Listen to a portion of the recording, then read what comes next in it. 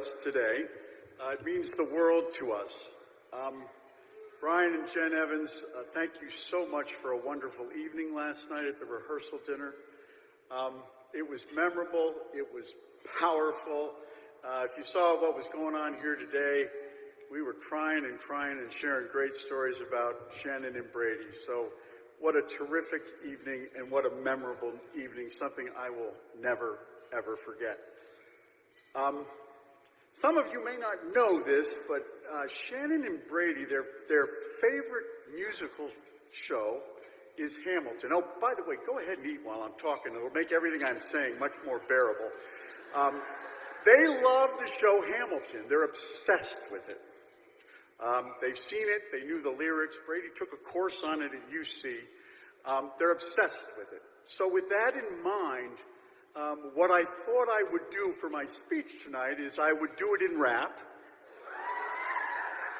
much like Lin-Manuel Miranda would do it. So I'll need your help, okay? So this is the room where it happens, right? So all together now, and I don't want anybody to be quiet. This is the room where it happens, room where it happens, room where it happens. I can't hear you. This is the room where it happens, room where it happens, room where it happens. Left side. This is the room where it happens, room where it happens, room where it happens. Right side. This is the room where it happens, room where it happens, room where it happens. Bridal party. This is the room where it happens, room where it happens, room where it happens. Okay, so here goes. All right, I'm not singing. Are you crazy? Shannon talked to me like Aaron Burr talked to Hamilton, and she said, Dad, talk less, smile more. If you keep blabbing, they'll kick you out the door. So tonight is the night, and I really wanted to talk to you about something I remember about Shannon really from the very first day. She's a gift from God. In 1999, Trish and I had 3 children. At that time, they were 6 and under, and we thought we were done. We weren't going to have any more children. And I was going through a pretty tough time. My father was seriously ill, and he was going to die. And we thought we were done. And I was on an airplane with Trish going to care for my dad. And I opened up the paper in 1999, and it said, if you want to have the millennium baby, you need to conceive today. And I did what anybody like me would do, and I turned to her and I went, well, we thought about it and really reflected on it, and our lives were not complete. And we wanted to have one more child. And we were so excited after my dad passed in 1999 when we found out we were expecting our 4th child. And baby was due in the end of January and early February of 2000. And lo and behold, Shannon was born on January 1, 2000. She was the millennium baby. She was born in Hamilton, Ohio. Go figure. First baby born in Hamilton. We got all sorts of onesies and all of that. But I'll never forget, because of all of what I'd gone through emotionally, losing my dad, I'll never forget sitting there after the Rose Bowl. She was born halftime of the Rose Bowl. And holding her in my arms, caressing her, and crying. And Trish was sleeping in the hospital, and I peered up at the TV, and on the screen was the Michigan-Alabama Orange Bowl game, and this quarterback named Brady brought Michigan back, and they won the game. So Shannon, I wish you and Brady the same great things that Tom Brady's had in life. I just hope your marriage turns out a little better.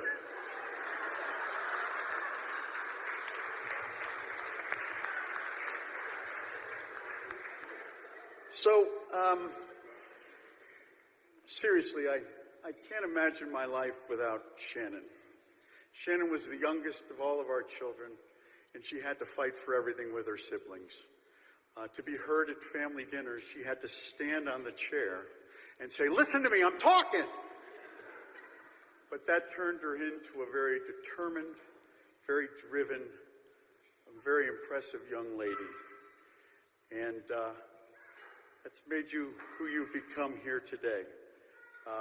You're powerful, but you're so sweet and gentle and kind. And as my son said last evening, you have the biggest heart in the world.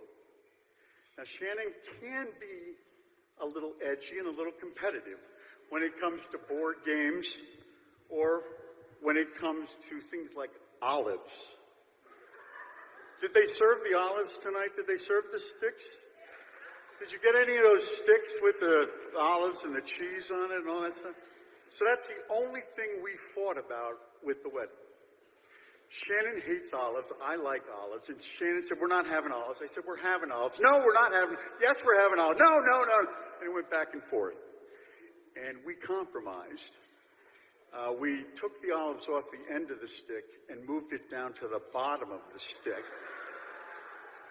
That way, for those of you who hated olives, you didn't have to eat the olive first. You could eat everything else, and when you got to the olives, you could throw the olives away.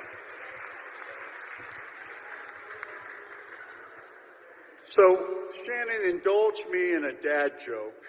Knock, knock. Olive, I love you. So let's talk about this guy Brady. I mean, what's his story, right?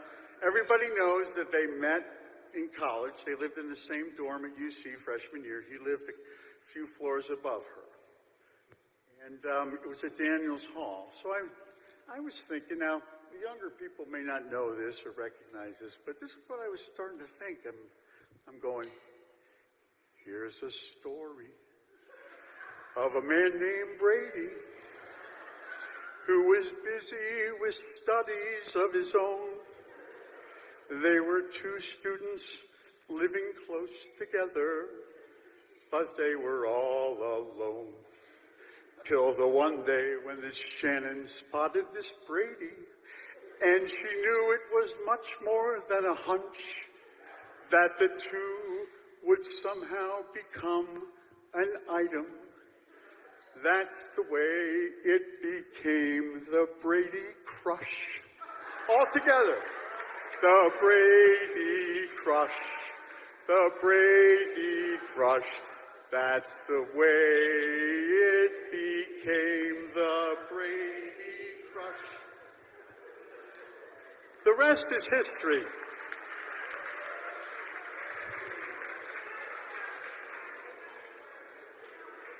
Their relationship is a fairy tale. Brady is, to us, he's always been Prince Charming. Seriously, Prince Charming. I mean, look at him. He's dashingly handsome. We said last night, he looks like Joe Burrow. And he's a much better dresser. But more importantly, he's a man of substance and character, and I think you all saw that here tonight. He treats Shannon like a princess. He adores her, and she adores him. He takes pride in her accomplishments, and she takes pride in his. And he's her biggest supporter, and she's his biggest supporter. As a parent, all you can ask for is you want your daughter to have a life with the best person in the world. And that person, unquestionably, is Brady. Now, like Shannon, Brady's a pretty competitive dude, particularly when it comes to games. So I don't know why we still do this. Perry, you're here. we still have Easter egg hunts for our kids, and they're over 20 years old. So during the pandemic, in April of 2020, we decided to have an Easter egg hunt, and we let Brady join with us. And we put 300 eggs out in our front yard. The neighbors all look at us like we're a bunch of morons. And we line the kids up behind a picket fence, and we say, go. And then they run and they go get these eggs. And they're like crazy about it. They're like a pack of wolves. So we set them up behind the picket fence. We said, oh, let Brady play along, right? So we say, go. And everybody runs around the picket fence, but oh, not Brady. Brady decides that he's going to leap the picket fence. Shortest point between 2 points of a straight line. He leaps across the picket fence, but he can't leap that high. He breaks the picket fence, knocks it down, goes falling, skins his knees, but undeterred, he gets out there. He takes almost all the eggs and wins the contest.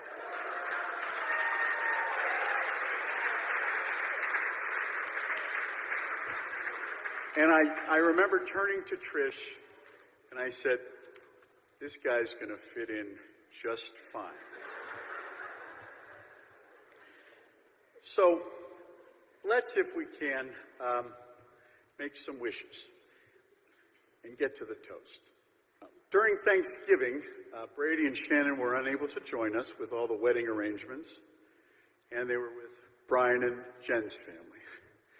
But every Thanksgiving, I cut the turkey, and I always save the wishbone. Yeah, I know it's a little revolting. I've been carrying it around in my pocket and everything. This too solid flesh. But I've been carrying it around, and I'm going to give it to Brady and Shannon if I can. I hope you don't get trichinosis or anything like that, but this is for you. And there's going to be no losers here. What I'd like us to do is all raise our glasses, if we can, and make a toast, if I can, to Shannon and Brady. Shannon and Brady, for you, we wish for you love, joy, and eternal happiness. We wish for you humor, laughter, spirited discourse, and boundless energy. We wish for special date nights, lively family dinners, fun and games, meaningful traditions, and countless milestones. We wish for the warm embrace of devoted family and friends whose lives you continue to influence. Your lives are so very special. God has touched you in so many ways. May his blessings rest upon you and fill all your coming days. Please, to Shannon and Brady.